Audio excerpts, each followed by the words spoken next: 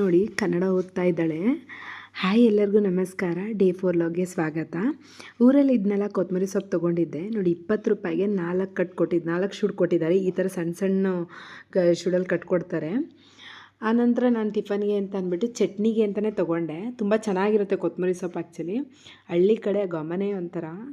ಆನಂತರ ಸರಿ ಅಂದ್ಬಿಟ್ಟು ಟಿಫನ್ ಎಲ್ಲ ಮಾಡಿಕೊಂಡು ವಾರ ಕೂಡ ಮಾಡಿದೆ. ಎಲ್ಲ ಪಾತ್ರೆಗಳೆಲ್ಲ ತೊಳೆದಿಟ್ಬಿಟ್ಟಿದ್ದೀನಿ. ಇನ್ನು ಎಷ್ಟು ಬೇಕೋ ಅಷ್ಟು ಇಟ್ಕೊಂಡು ಇನ್ನೆಲ್ಲ ಕಟ್ಟಿಕ್ಕೋಣ ಚೀಲಕ್ಕೆ ಅಂತ ಅಂದ್ಬಿಟ್ಟು. ಆನಂತರ ಚಾರ್ವಿಗೆ ಹುಷಾರಿರಲಿಲ್ಲ ಅಂತ ಆಸ್ಪತ್ರೆಗೆ ಕೂಡ ಬಂದು ತೋರಿಸ್ಕೊಂಡ್ಬಂದ್ವಿ.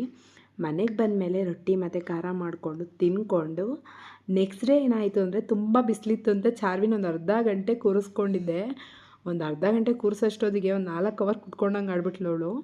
ಅದಾದಮೇಲೆ ಸಂಜೆ ವಡೆ ಅಂತ ಎಲ್ಲ ಪ್ರಿಪೇರ್ ಮಾಡ್ಕೊಂಡಿದ್ದೆ. ಹಾಗೆ ಪ್ಯಾಕಿಂಗ್ ಎಲ್ಲ ಮಾಡ್ತಿದ್ವಿ, ನಾಳೆ ಬೆಂಗಳೂರಿಗೆ ಹೋಗೋಣ ಅಂದ್ಬಿಟ್ಟು. ಚಾರ್ವಿಗೆ ಯಾಕೋ ಕೆಮ್ಮೆ ಕಡಿಮೆ ಆಗಿರಲಿಲ್ಲ. ಈ ಸಲ ಊರಿಗೆ ಬಂದಿದ್ದು ಇದ್ದಂಗೆ ಅನ್ನಿಸ್ಲಿಲ್ಲ ನಮಗೆ. ಅವಳಿಗೆ ಕೆಮ್ಮು, ಮನೆಯೆಲ್ಲ ಕ್ಲೀನ್ ಮಾಡಿದ್ದು ಇದೇ ಆಗೋಯಿತು. ಒಂಥರ ಬೇಜಾರು ಅನಿಸುತ್ತೆ. ಬಂದಾಗ ಒಂದು 4-5 ದಿನ, ಈ ಸಲ ತುಂಬ ದಿನ ಆಗೋಗಿತ್ತು ನಾವು ಬಂದು. ಆಲ್ಮೋಸ್ಟ್ ಒಂದು 2 ತಿಂಗಳಾಗಿತ್ತು ಅನಿಸುತ್ತೆ. ಒಂದು ವಾರ ಇರೋಣ, ಹೆಂಗಿದ್ರು ಕ್ರಿಸ್ಮಸ್ ಲೀವ್ ಇರುತ್ತಲ್ಲ ಅಂದ್ಕೊಂಡು ಬಂದ್ವಿ. 4 ಡೇಸ್ ಬರೀ ಹುಷಾರಿಲ್ಲ, ಅದೇ ಆಗೋಗಿತ್ತು. ತುಂಬ ಬೇಜಾರಾಗ್ತಿತ್ತು. ಸರಿ, ಅವಳು ಕೆಮ್ಮಿರೋದ್ರಿಂದನೇ ನಾಳೆ ಹೋಗ್ಬಿಡೋಣ. ತುಂಬ ಕೆಮ್ತಿದ್ಲು. ರೆಗ್ಯುಲರ್ ಎಲ್ಲಿ ತೋರಿಸ್ತೀವೋ ಅಲ್ಲೇ ತೋರಿಸೋಣ ಅಂದ್ಬಿಟ್ಟು ನಾವು ಕೂಡ ಬೆಂಗಳೂರಿಗೆ ಹೊರಟ್ವಿ. ಇವತ್ತಿನ ವ್ಲಾಗ್ ನಿಮ್ಗೆ ಇಷ್ಟ ಆಗಿದೆ ಅಂದ್ಕೊತೀನಿ. ಮತ್ತೊಂದು ವ್ಲಾಗಲ್ಲಿ ಸಿಗ್ತೀನಿ.